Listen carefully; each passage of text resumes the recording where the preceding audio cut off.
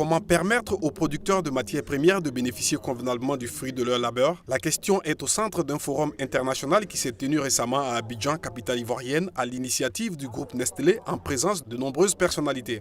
Nous voulons avoir une activité qui a un profit, puisque c'est le profit qui finance le futur. Mais le faire de telle sorte que le profit n'est pas seulement chez nous, que le profit est aussi partagé, que l'agriculteur sent qu'il a une possibilité de vivre de son travail en forme honnête, qu'il a une rémunération de forme honnête, qu'il a une stabilité aussi des revenus, telle qu'il projette aussi que lui, ses enfants peuvent continuer à faire de l'agriculture.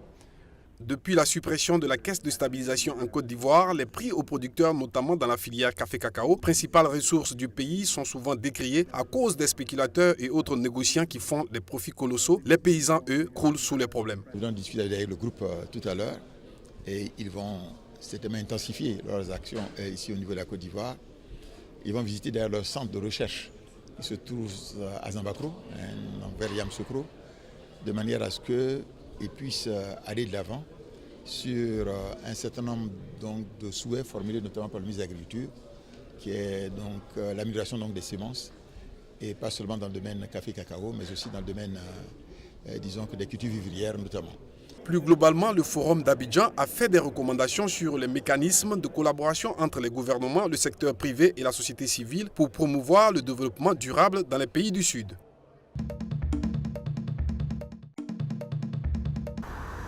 Alors qu'une vague de chaleur étouffante touche la capitale égyptienne, les habitants du Caire en plein ramadan s'organisent pour rendre le jeûne moins éprouvant. Je commence à travailler 1h30 plus tôt. Je dois commencer à 7h30, mais je commence à 6h pour éviter la chaleur. Je termine vers midi et après je reste à l'ombre jusqu'à la fin de mon chiffre. Pendant la journée, les employés ne peuvent pas travailler. Ils travaillent maximum 2 ou 3 heures sous le soleil avec ce temps. Le soir, ils travaillent pour 2 ou 3 heures de plus. Le 15 mai dernier, une vague de chaleur a frappé l'Égypte avec une température de 47 degrés Celsius, 1 degré en dessous de la température la plus élevée jamais enregistrée dans la ville selon des médias. Les services météorologiques de l'Égypte conseillent aux Égyptiens de rester hydratés et d'éviter de longues expositions au soleil.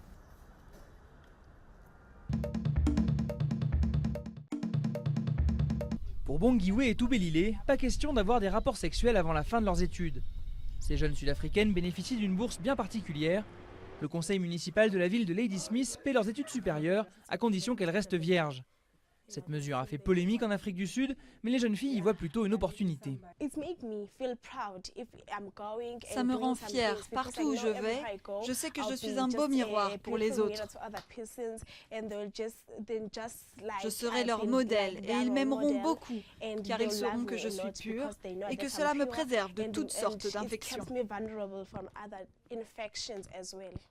Au sein de la communauté, ces bourses sont aussi perçues comme un moyen de faire revivre la culture zoulou. Doudou Zouane est l'une des aînées chargée de vérifier la virginité des jeunes filles. Elle explique sa méthode. Il y a quelque chose comme ça qui ferme le trou.